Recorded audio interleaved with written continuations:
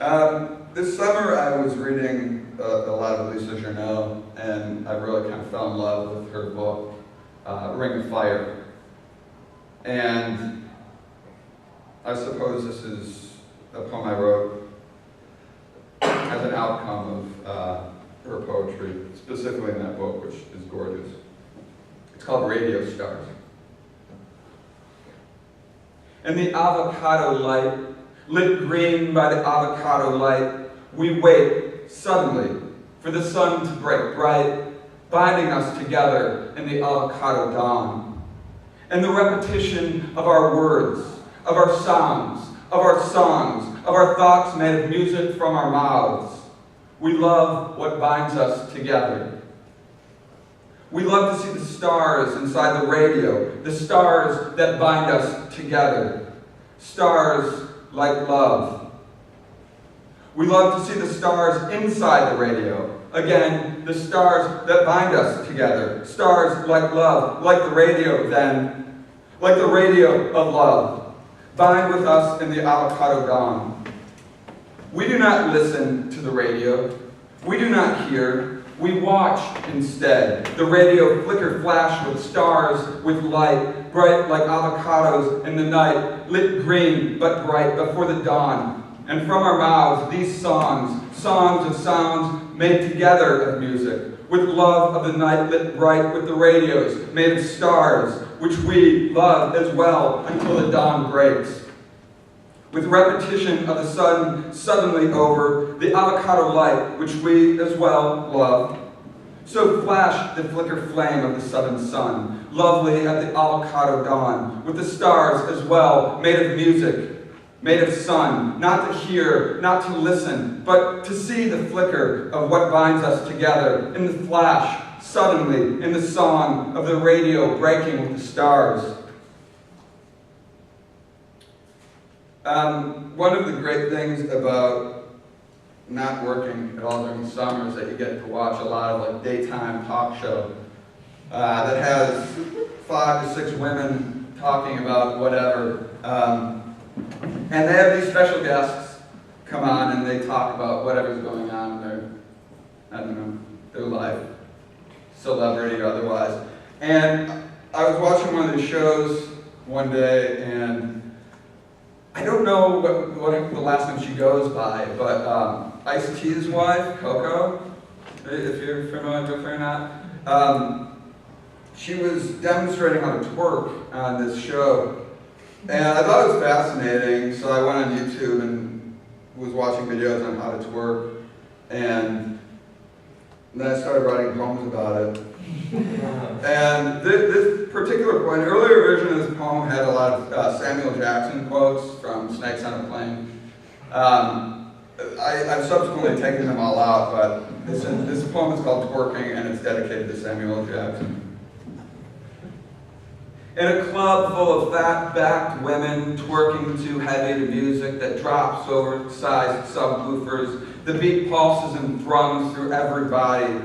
And with each touch of your hand against any torso, you can tell exactly how that person will die, and if they will be prepared for whatever fate befalls them, knowing exactly how acute their pain may or may not be. As you slink through the club, a slight bounce to your step, mimicking the motion of the backbeat blaring from speakers, you slide your fingers across lycra-covered asses, jiggling to the music, feeling the futures of every oblivious dancer within your reach. And what you learn, regardless of their end, everyone feels how they're meant to feel in the final hard moments of charity, a pain no more or less than any other moment, ecstatic or otherwise.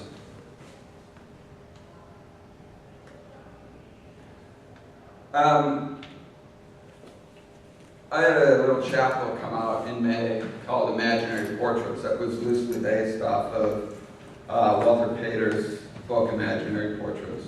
And these are 2 of them. Imaginary Portrait.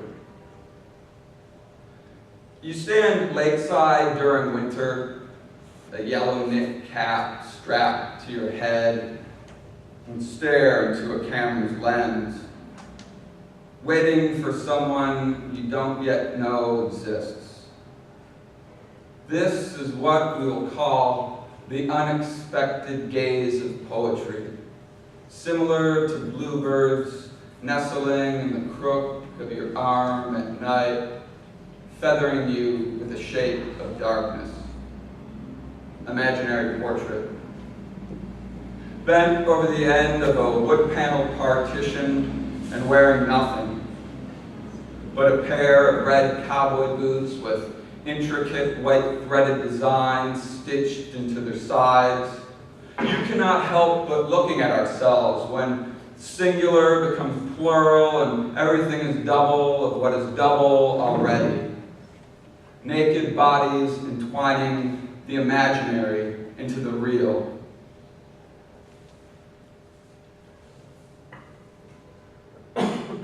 July 6, 2013, Portland, Oregon, 1:17 p.m.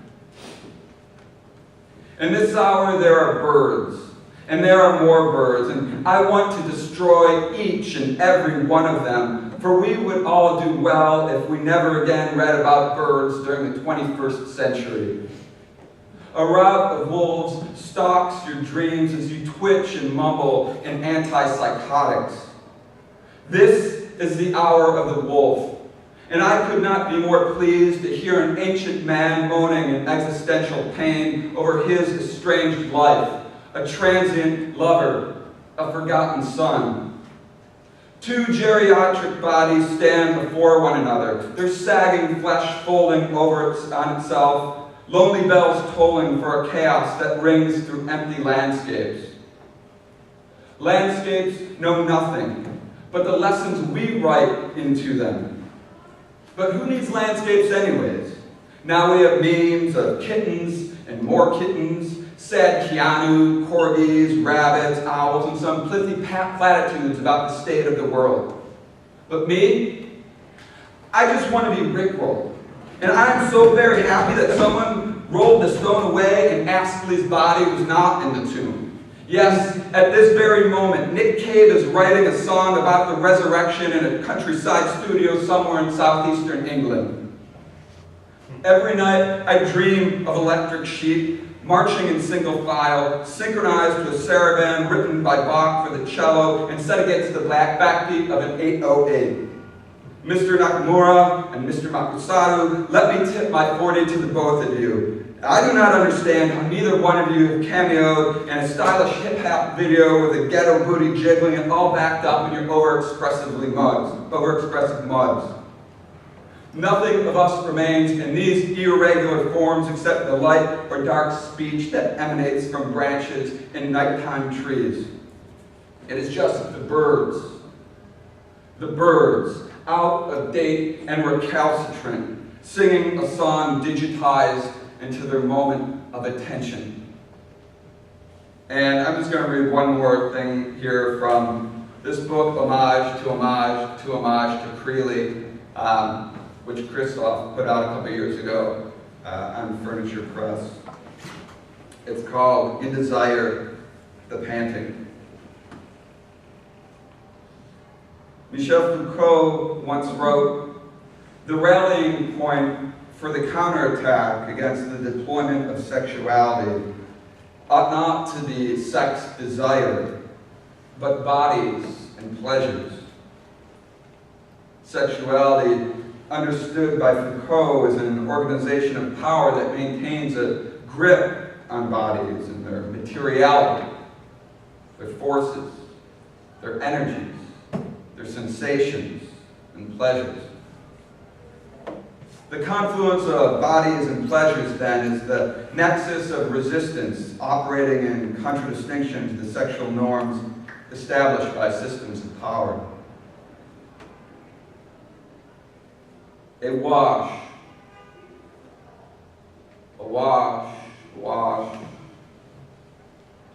and sometimes spring. The sea, some tastes, is teeming. A flight, less foul, a pear tree song, sung dirty, Delta style, under knee, thigh, hip, bones bounce. The poets once wrote, I had bodies, definitely moving bodies. The poets once wrote, merge into a single tragic body, and that bands layer upon one another, when bodies layer upon one another. Moving bodies, always moving bodies, bound to one another. The poets once wrote, a spell of bones unhinges my body, separating skin. The poets once wrote, I slide wings into the cracks of my body and scatter the birds into white cloud jam. The poets once wrote, the tongue shrinks my bodies and empties the outside. The poets once wrote, a homemade body programs memories inside an oven and eats them alone. The poets once wrote, her body floods and swallows me. The poets once wrote, sound rises above the body, underneath the surface. The poets once wrote, words adjust the aesthetic of my body. The poets once wrote, my new body is an experiment. Thank you.